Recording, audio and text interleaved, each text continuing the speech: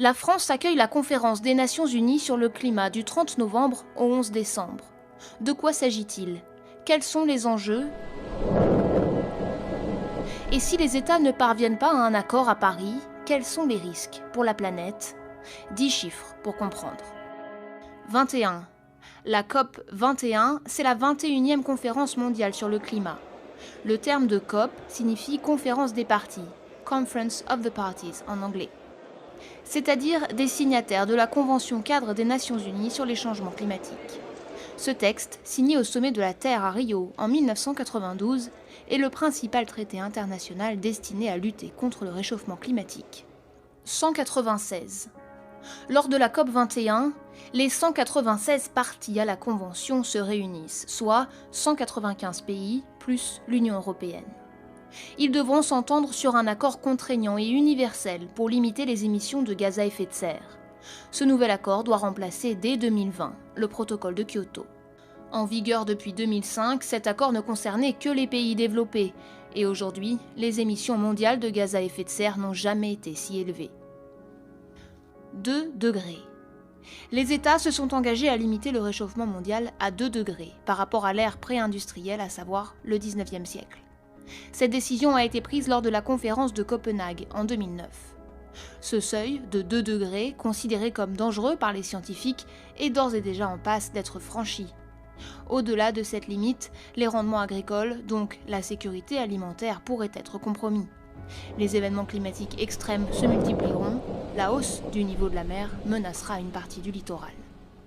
Aujourd'hui, nous en sommes déjà à une hausse des températures mondiales de 0,85 degrés. Sans aucune politique climatique, il faudrait s'attendre à un réchauffement de 4,6 degrés à la fin du siècle. 100 milliards de dollars. Ce sont les fonds publics et privés que les pays riches ont pris l'engagement de mobiliser chaque année d'ici à 2020 pour permettre aux pays en développement de s'adapter au réchauffement. Cette promesse avait été faite lors de la conférence de Copenhague en 2009. Aujourd'hui, cette question du financement reste l'une des clés pour conclure un accord à Paris. 400 ppm. C'est la concentration atmosphérique moyenne de dioxyde de carbone, le principal gaz à effet de serre émis par l'homme. ppm signifie partie par million. Cela veut dire que sur 1 million de molécules de l'atmosphère terrestre, 400 sont des molécules de CO2. Cela peut paraître peu, mais cette concentration était d'environ 270 ppm au XIXe siècle. 30%.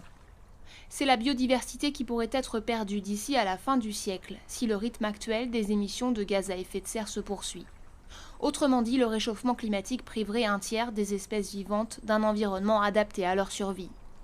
Les espèces terrestres les plus mobiles ont déjà déplacé leur aire de vie de plusieurs centaines de kilomètres vers le nord. 7,8. C'est le pH, autrement dit le niveau d'acidité que pourrait atteindre l'océan en 2100 si l'on n'arrive pas à réduire nos émissions de dioxyde de carbone.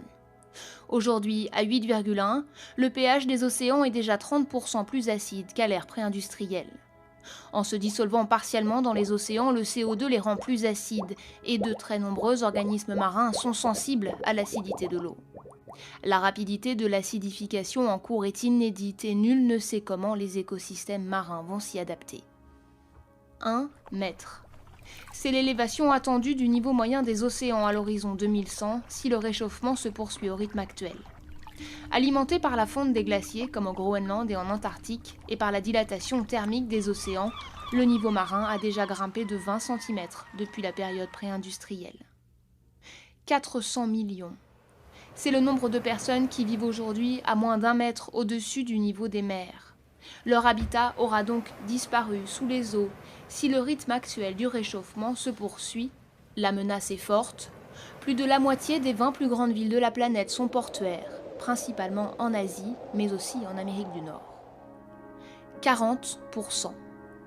C'est la réduction minimum des émissions de gaz à effet de serre qu'il faut atteindre d'ici à 2050 pour avoir une chance de demeurer sous le seuil critique des 2 degrés de réchauffement.